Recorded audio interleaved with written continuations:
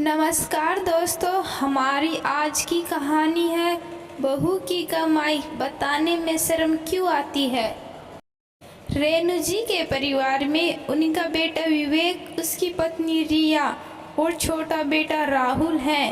राहुल जो अभी पढ़ाई कर रहा है। विवेक और रिया की शादी को 2 साल हो चुका है। रिया एक मेहनती और समझदार लड़की है जो एक स्कूल में फर्स्ट ग्रेड टीचर है और उसकी सैलरी भी लगभग 35,000 से ऊपर ही है। रिया और विवेक मिलकर पूरे घर का खर्चा उठाते हैं। रिया जहां घर का पूरा खर्च संभालती है, वही विवेक राहुल की पढ़ाई और घर के लोन की किस्त वगैरह चुकाने का काम संभालता है। एक दिन रेणु जी की सहेली उनके घर पर आई। नमस्ते संतोष जी, आप बड़े दिनों बाद हमारी याद आई। हाँ, मैं यहाँ से निकल रही थी तो सोचा चलो आपसे मिलती जाऊँ। लगभग 2 साल हो गई हम लोगों को मिले हुए। लास्ट टाइम विवेक और रिया की शादी में मिलना हुआ था। हाँ, बस जिम्मेदारियाँ बढ़ चुकी हैं।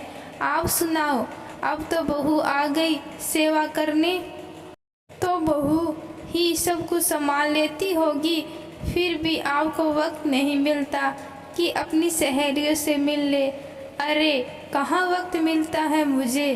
रिया अभी तो जॉब करती है तो उसके साथ मिलजुल कर घर का काम भी तो करना पड़ता है।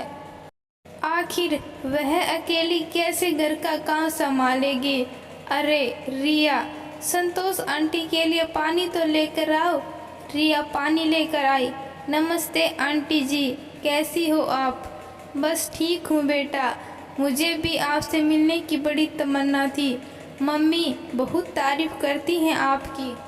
अच्छा, और सुनाओ बेटा, मैंने सुना है तुम भी नौकरी करती हो। जी आंटी। क्या करती हो बेटा और कितने कमा लेती हो। रिया कुछ कहती उससे पहले ही उसकी सास बोल पड़ी। स्कूल में पढ़ाती है और क्या, सैलरी तो बहुत ही कम मिलती है, सिर्फ 8,000 रुपये। अपना हाथ खर्च निकाल लेती है। चलो अच्छा, अब मैं चलती हूँ। कभी तुम सास बहू भी मिलकर मेरे घर पर आ जाया करो। हाँ ज़रूर। आंटी के चले जाने के बाद रिया सोचने लगी, मुझे एक बात समझ नहीं आती। मम्मी जी कभी भी मेरी सैलरी किसी के सामने जाहिर नहीं होने देती और उसे भी मना करती हैं कि वह अपनी सैलरी किसी को बताया मत करो। क्यों उन्हें शर्म आती है यह बताने में कि बहू और बेटा मिलकर घर चलाते हैं।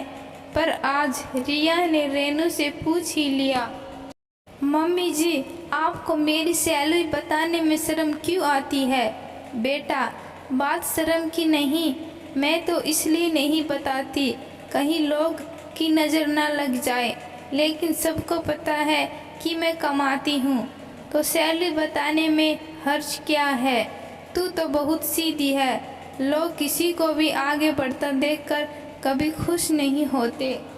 सच में मम्मी जी, बात को गोल गोल मत घुमाइए, सच सच बताइए। रिया देखो सीधी सी बात है, लोगों को यह न लगे कि हम तुम्हारी सैलरी खाते हैं।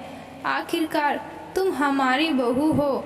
लोगों को यह लगेगा कि हमने तुम्हारी सैलरी के लालच में शादी करी है। लोग हम पर उंगली नहीं उठाएंगे। और वैसे भी बरकत मर्द की कमाई से ही होती है। रिया और रेणु से इस तरह के जवाब की कोई उम्मीद नहीं थी। वह सुनकर हैरान रह गई कि रेणु जी इस तरह की सोच रखती हैं। आखिर लोगों को यह बताने में क्या शर्म आती है कि बहू भी अपनी सैलरी घर खर्च में करती है। लेकिन मम्मी जी, मैं भी तो इस घर की सदस्य हूँ। मैं अपने पति के साथ मिलकर अगर कदम से कदम मिलाकर चलती हूँ तो इसमें शर्म की क्या बात है। ना बाबा ना, घर में बरकत तो मर्द की कमाई से ही होती है। तुम्हारे थोड़े बहुत खर्च करने से क्या हो जाता है। तुमसे यही उम्मीद करती हूँ कि तुम भी किसी को ना बताया करो, वरना विवेक की जग में हंसी होगी। रेणु जी तो अपनी बात कहकर अपने कमरे में चली गई और रिया पीछे सोचती रह गई कि आखिर एक औरत की कमाई का इस्तेमाल करने में शर्म नहीं आती, लेकिन लोगों को बताने में शर्म आती है। तो दोस्तों, मैं आशा करती हूँ आपको आज की कहानी ज़रूर पसंद आई है। कहानी पसंद आई, कहानी को लाइक शेयर और चैनल को सब्सक्राइब ज़रूर करिएगा। धन्यवाद।